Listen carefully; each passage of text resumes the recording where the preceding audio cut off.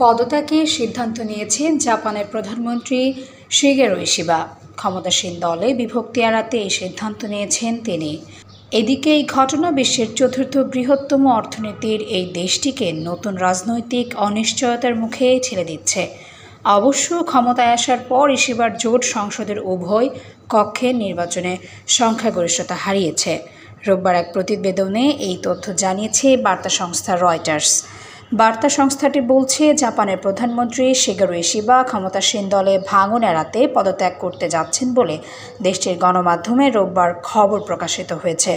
Reuters যোগাযোগ করলে প্রধানমন্ত্রীর দপ্তরের এক মুখপাত্র তাৎক্ষণিক কোনো মন্তব্য করেননি। গত বছরের সেপ্টেম্বর ক্ষমতায় আসার পর থেকে ইশিবার জোট সংসদের উভয় কক্ষে নির্বাচনে সংখ্যাগরিষ্ঠতা হারিয়েছে। ভোটারদের মধ্যে জীবনযাত্রার ব্যয় বৃদ্ধির ক্ষোভের অন্যতম কারণ বলে মনে করা হচ্ছে। ইশিবার ভবিষ্যৎ নিয়ে জল্পনা আরও বাড়ে যখন ক্ষমতাসীন লিবারেল ডেমোক্রেটিক পার্টি গত সোমবার নেতৃত্ব নির্বাচনের জন্য বিশেষ ভোট আয়োজনের সিদ্ধান্ত নেয়।